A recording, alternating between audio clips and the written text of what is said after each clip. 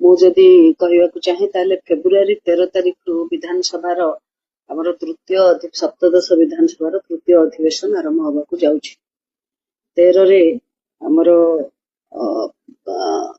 परंपरा अनुजाई गवर्नर माननीय महामहिम राज्यपाल अभिभाषण रहिबो एवं तत्परे परे 14-15 2 दिन धरी अभिभाषण संपर्कित आलोचना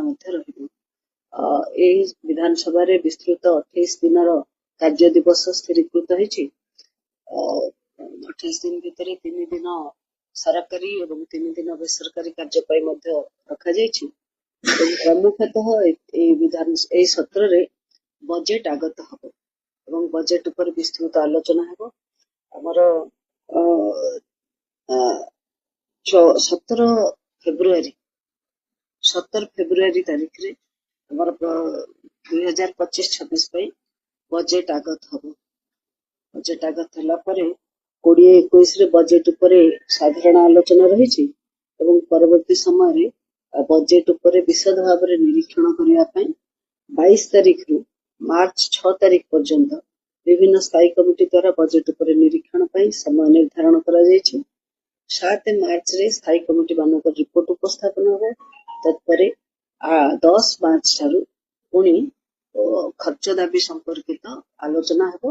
29 तारीख रे विनियोग बिल उपस्थापन हो बा बजेट पारित हेबो। एभले एक कार्यसूची रही चलित थर 28 दिन धरिकी लंबा विधानसभा चलिबो।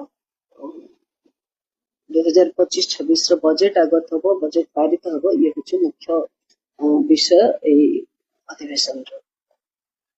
विरोधी मानु केम नै चैलेंज करो विधानसभा बजेट अधिवेशन वाले विरोध करिवे बजेट नै कथा अछि। तो कथा होछि सरकारी दल शासक दल निश्चित भाव बजेट उपस्थापना करिवे।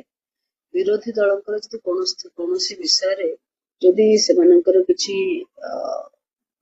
विषय उपस्थापन करिया थाए से गठनमूलक परामर्श देले ता निश्चित भाव उत्पादेय हेबो एवं गठनमूलक एवं जदि विरोधी माने जदि किछि विरोधाभास ये करन्ते उच्छृंखलता करन्ते ताले चलित विधानसभा रे चलित सत्र रे उच्छृंखल को बर्दाश्त करा जीव नाही। निश्चित भाव गठनमूलक परामर्श दियंतु, विरोधी दल भूमिका निर्वाह करंतु एवं राज्य आगको बढ़िबो, विकास पथ आगको जीवो, सेति गठनमूलक परामर्श दियंतु। ए कथा मु कहिबी।